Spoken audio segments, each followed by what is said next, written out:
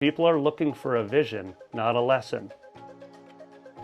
Nobody's ever been like, I want a piano lesson, right? No mom is ever, I want my kid to take a piano lesson, right? You talk at length about how valuable it is to know the story that a mother is saying is, I have a vision for my child. And one facet of, his development as a human is going to be in music. And so if your vision as a school overlaps with her vision for her child, guess what? You're going to start building.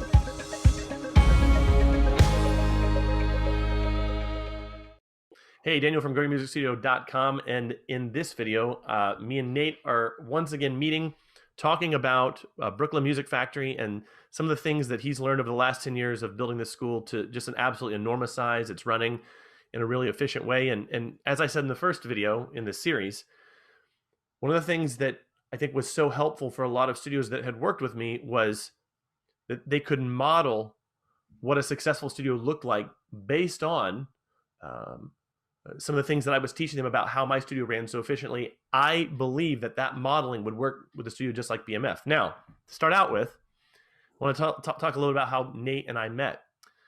So in late 2019, I was invited on a podcast, the Teacher Zone podcast, and those guys, Chris and Tyler, asked me a number of questions. They really grilled me about kind of my philosophy of business and running a business, running a music school. And as a result of that, Nate reached out to me, and we had a series of productive conversations. And over the course of about 1 month, he definitely did his homework on me. I had a lot of scrutiny on me, if Nate was going to hire me to come in as a consultant to work for their school. And as a result of that conversation, I came in and worked primarily with Nate and his marketing team around building some successful marketing funnels for their school, looking at what they were currently doing, analyzing what they were doing, and making a lot of suggestions. In the process of talking to Nate, I kind of came to this realization of, wow, Nate has stored in that big brain of his like a lot of knowledge that studio owners should have. One of these things I thought was so interesting, and it really jived with the way that I thought about business. I think we can have a really cool conversation around this, Nate, is this idea of the buckets of business. Yeah. These areas of business that encompass all the functions and roles that the business should have and should be doing. So I think let's not focus too much on the theory behind it. Maybe let's do a flyover of what those buckets are, because what I think will be really helpful is, what can someone take away from this video, something tangible, where it isn't just this theoretical piece of knowledge, but something that they can walk away and think, whoa, if I had been thinking about this for the past few years, life would have been very, very different for me. So Nate, go ahead. Let me describe the 4 buckets, and then and I'll show exactly why I reached out and how you and I became friends and worked together and arrived at this point. So this was shared with me by one of my business mentors. I was in a mastermind for a couple of years, and the leader of that group shared this idea with me. And I came to him when I was trying to figure out who my next most important hires were going to be. And he said, Nate, before you know who to hire, you need to take a look at from a 10,000-foot view at your business in a simple way. So normally I would draw this picture, but instead we're just going to sort of imagine my hand as a bucket. Okay, so first of all, just a left to right vibe, 4 buckets. This bucket is your, what I call marketing and sales. It's generating interest in your school. So that first bucket is just, how do people find you? How do people learn about you? It's not existing customers or existing families in your school or studio. It's how do new people find you? So that's bucket number 1. If bucket 1 is saying, hey, this is who we are, we talked about this in an earlier video, but this is the mission of our program. This is the purpose. This is what we promise you if you will commit to our school. Bucket number 2 is delivering on that promise. So honestly, bucket number 2 is where your teachers live, where you might live as a teacher. It's where those methods live. It's the curriculum that you've committed to delivering on, or maybe it's the curriculum you don't even have a curriculum yet. Maybe you just use a bunch of books that your piano teacher used or something, who knows? But that deliverability bucket is so key, because the deliverability bucket is also where training lives. It's where ongoing professional development of us as teachers live. So that when a family comes from here and says, you promised me this 7 to 10 year journey at Brooklyn Music Factory, I can say every single quarter of every year, we're working on improving how we deliver on that promise. So that's the second bucket. The third bucket is the bucket where, honestly, when I talk to most of my friends that own schools, it doesn't matter the size, by the way.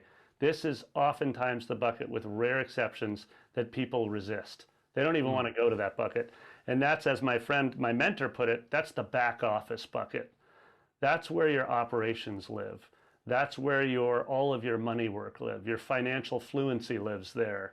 All of your documenting of systems, like if you have a recital program, have you documented specifically how that recital program, starting 8 weeks out, gets promoted to your families? You ensure that the families all show up on time at the right date and place, and then the event comes off without a hitch, and then the video of the event gets shared with all those families. That's all back office. Those are operations, right? And so that's that bucket that feels kind of like nebulous to most people. They're like, I'm going to just throw everything into back office. Well, back office is also, by the way, where hiring comes, where firing comes. That's the word that very few people like.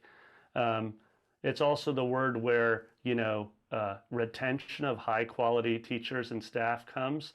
So that's all back office. The final bucket is the new business bucket. So a lot of times as founders, as entrepreneurs, we want to do one of two things. We either want to sell, that's bucket number one, or we want to develop new things to sell. Right? Does that resonate with you, Daniel? Well, yeah, I have to resist that temptation. Yes. And so the new business bucket is so important, because guess what? Our companies, our music schools, can actually only afford to offer a very limited amount of new business in any given year or over 3 years. And why? Because, by the way, you have to go back to bucket number 2 and say, I'm going to deliver what I promise with that new idea. So, for example, at Brooklyn Music Factory, we invested a lot of hours and money into developing our big music games and our big music games app. And now, many years later, I think it was like 2017 where we really doubled down and put it in our annual plan. Many years later, we're still sticking with how to get people those games, or other teachers. We have other studios that use the games, etc. How to make sure that everyone's getting the full benefit out of that idea that we had 5 years ago, right? So those are the 4 buckets. You got get people interested, deliver on what you promised when they said, I'm interested, make sure you're operating efficiently every day of the week, every quarter of the year, year after year, and then is there something new you really want to develop? Okay, start the buckets all over again. Can you give me a really clear example in the past of where you see that understanding this concept actually helped you, Nate, get unstuck? Maybe take us back in time to when that was, what size was the studio, how were you struggling, and maybe give 1 or 2 different stories or examples that I think people watching or listening to this could take and be like, oh, okay, I get it now. This is why it's so important. Because again, this feels really heady. And my experience as a coach, people often resist this theoretical stuff. Yeah, I'd love to hear that. I'm going to give you examples that literally just happened this year. Oh no. So, yeah. You're being vulnerable, Nate. Yeah, first of all, we're in a constant state of refinement as business owners. There is no done. There's just continuing to refine. And so let's get super clear for a second, Daniel, that anybody watching this video, you start with the basic question, am I willing to change? Am I open to change? Right? You posed that to me when we were working together. Are you open to change? And are you open to changing the way your business operates? You just basically start there. So if you're like feeling resistant around that, that's where you pause the video, you open your journal, and you begin there. Like, Hmm. why is it that I'm resistant to change? I.e., if I was actually thriving in the studio that I currently own, then maybe no change is necessary. I would push back against that. But at any rate, concrete example of how we look at these buckets and then lead to a specific hire. So remember when I looked to my mentor, Brett, and said, "Hey, I need some help here." He's like, and I was like, "I'm trying to figure out who my next most important hire is." He first drew the buckets of business for me. It's like, "Let's talk about your buckets. Where are you feeling the pain?" Most recently, we have a few priorities. Right now at Brooklyn Music Factory, we're beginning to get more and more studios and teachers interested in using our curriculum. We've got all these games, we've got all this curriculum, and the reality is it's all been an internal thing, Daniel. We've been like, hey, we just want to make sure that for our teachers, the lesson prep, the execution of the lesson, and then the communication of the purpose of the lesson is as easy and inspired as possible. That's our evidence of success around serving our teachers with our unique curriculum. These games, these songwriting curriculums, etc. Now all of a sudden we have all these people externally saying, "Nate, what we want to use your curriculum. Can we?" And so we finally have created it as an annual priority. But it's one thing to say you want to do it. It's another thing to actually put the resources in place to ensure that you can get the outcome you want, right? So what we did is we said, okay, we're going to take one of our most prized, I mean, this guy, Nick, is a great piano teacher. He helped develop our group piano class, Club Keyboard, but where his heart was in multimedia design and developing of curriculum. And then most importantly, he's been instrumental in delivering that curriculum in a really efficient way to our teachers, right? And so we had to make a choice. This was like, I don't even know where we're at, but only months ago, where I said, this was last summer, I guess. I said, Nick, I'm going to pull you out of teaching entirely, and I'm going to put you into the operational bucket. And your evidence of success is that as you package our curriculum and deliver it to our faculty, the faculty are going to take less time to prepare and be more inspired with each month that you're in this role. So I started, just to recap, well, what is our priority? Was it a marketing and sales priority? No. Was it a deliverability priority? Sort of, like we were making the curriculum even more robust so that we could deliver on our promise. But was it mostly an operational bucket, right? Was it a back office where we're saying, we need to make sure that when we create a new idea, which by the way, we have we'll have 5 new games that are developed this week alone, and they'll come directly from our faculty, that Nick then captures that idea, makes it look beautiful, gamifies it like BMF, and then delivers it right back to the faculty and says, okay, guys, it's ready for you to use with all of your families. So to me, that was a systems bucket issue. So we invested he's in a full-time position as our multimedia curriculum designer. Now that may sound super high level for a studio owner that's just like, hey, I just need to figure out how to get my teachers to show up every week. That's a real world example of where I looked at the buckets and I said, what needs the most attention? To me, it's around operations and systems. And then I asked, what are our goals as a school this year?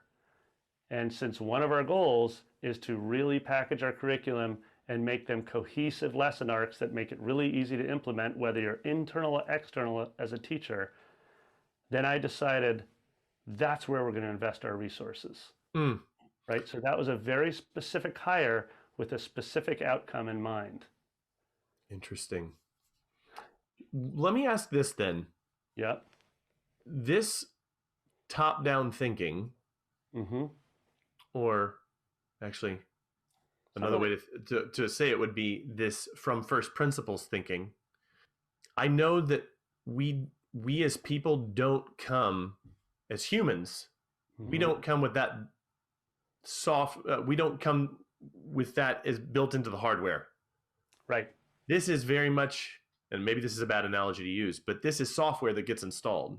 What is something that you did? Because I know you're not as nuts as I am, where I am built in such a way that I will measure my life down to the minute. I know you're not quite as crazy as me, but you didn't have this software built in either. You, over time, especially over the last 10 years, if I know your story like I do, or knowing your story the way I do, this is something that you came to over time. What is something that someone could do to start thinking this way?